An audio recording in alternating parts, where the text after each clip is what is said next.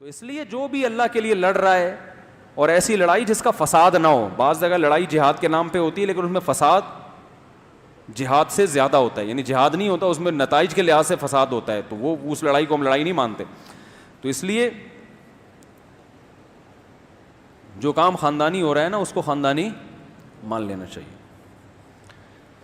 اور یہ ایک عجیب بات ہے، میں نے آپ کو بتایا تھا نا کہ جو اللہ کے لیے لڑتا ہے نا اس کے لڑنے کا اسٹائل کچھ اور ہوتا ہے، اور جو صرف کنٹری کے لیے لڑ رہا ہوگا اس میں وہ موٹیویشن اس کو مل ہی نہیں سکتی. تو یہ بھی ایک حقیقت ہے. آپ یوٹیوب پہ سرچ کر کے دیکھ لیں، جو پاکستانی میدان جنگ میں شہادت دیتے ہیں ان کی ماؤں کے انٹرویو لیں، پڑے ہوئے ہیں یوٹیوب پہ، کوئی ایک آپ کو چیختی چلاتی نظر نہیں آئے گی، ہائے میرا بچہ مروا دیا، ہائے میرا یہ، نا نا نا نا. اور جو دوسرے ملکوں کے لیے لڑتے ہیں ان کی ماؤں کے انٹرویو دیکھیں آپ، یہ حکومت نے میرا بچہ مروایا ہے، یہ ہمارے بچوں کو مروا رہی ہے جا کے. سمجھ رہے ہو؟ واویلا مچاتے ہیں. میں نے تو اب کیا زیادہ لمبی ڈیٹیل میں بات، صحت کے لیے وزارت صحت نے منع کی ہے زیادہ تفصیلی باتیں کر. میں نے شہداء بھی دیکھے اپنی آنکھوں سے، اور جو شہداء کے مقابلے میں لڑنے والے ہیں ان کو بھی دیکھا ہے. دونوں کی میتوں میں مرنے کے اسٹائل میں زمین آسمان کا فرق ہوتا ہے. جو حق کے لیے لڑتا ہے نا، جیسے علماء ہم نے دیکھے ہیں شہید ہوتے ہوئے کراچی میں، اور ڈاکوؤں کو بھی قتل ہوتے ہوئے دیکھا ہے ہم نے پولیس کے ذریعے. دونوں کے مرنے کے اسٹائل میں بڑا فرق ہوتا ہے.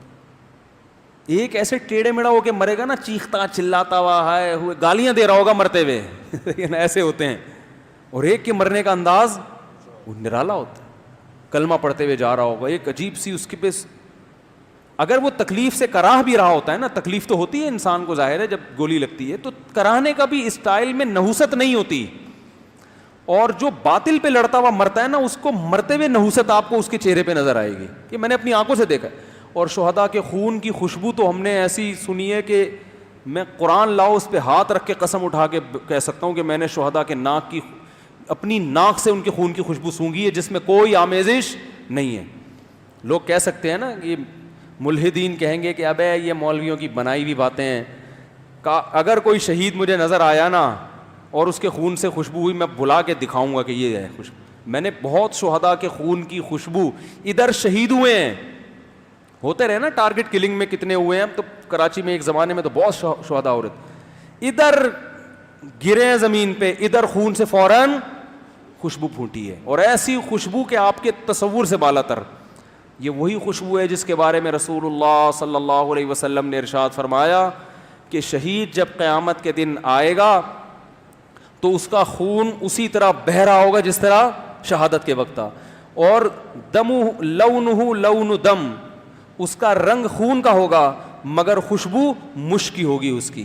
صحیح حدیث ہے. یہ درست ہے کہ ہر شہید میں ایسا نہیں ہوتا، لیکن اگر چند میں ہو بھی جاتا ہے تو یہ بھی تو ایک کرامت ہے یا نہیں ہے؟ یہ تو اللہ کی طرف سے ایک عجیب کرامت ہے. نارمل عام طور پہ شہیدوں کے ساتھ ایسا نہیں ہوتا، لیکن اگر ہوتا ہے تو ہوتا کس کے ساتھ ہے؟ شہیدوں کے ساتھ.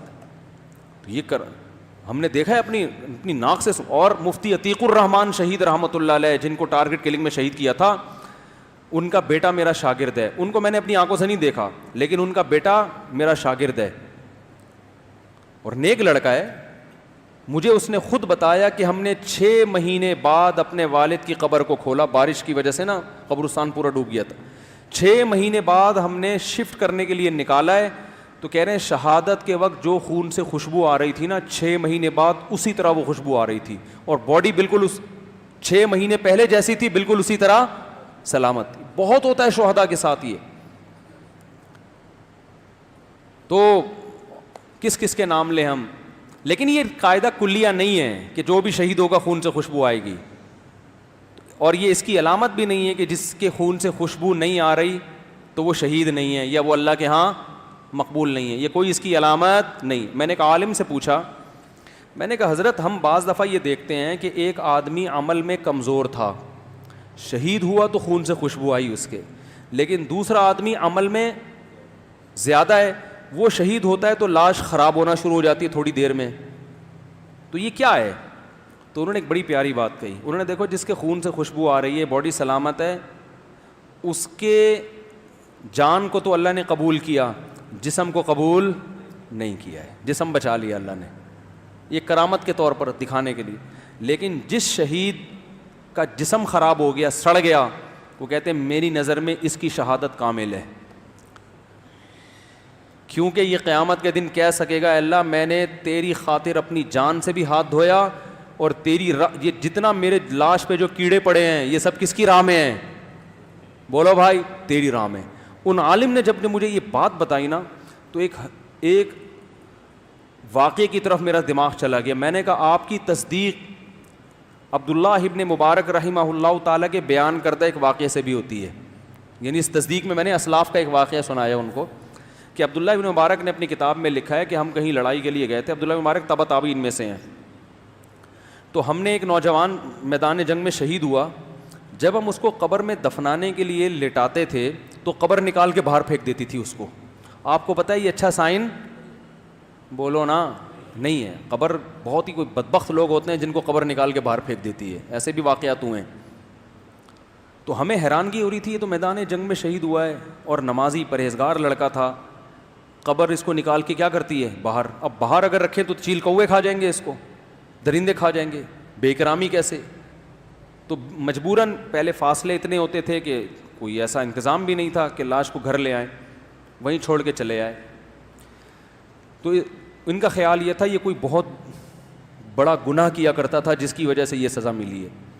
تو یہ گھر آئے تو ان کی والدہ سے جب رابطہ ہوا تو پتہ چلا, اس والدہ نے بتایا کہ اس بچے نے میدان جنگ میں نکلنے سے پہلے دعا مانگی تھی کہ اے اللہ مجھے تیرے راستے میں ایسی شہادت چاہیے کہ دفن نصیب نہ ہو, تاکہ درندے میری لاش کو کھائیں, اور قیامت کے دن جب لوگ قبروں سے اٹھیں تو میری لاش میرا جسم درندوں کے پیٹ سے نکلے, ان کی باڈی کا جز بن چکا ہو. پھر تو قیامت کے دن مجھ سے پوچھے کہ تیرا حشر ایسے کیوں نہیں ہو رہا جیسے لوگوں کا ہوتا ہے, تو درندوں کے پیٹ میں کیسے پہنچا. تو میں فخر سے کہہ سکوں اے اللہ یہ قربانی بولو بھائی تیری خاطر, میں نے تیری خاطر اپنا جسم بھی کس کو کھلا دیا, درندوں کو کھلا دیا.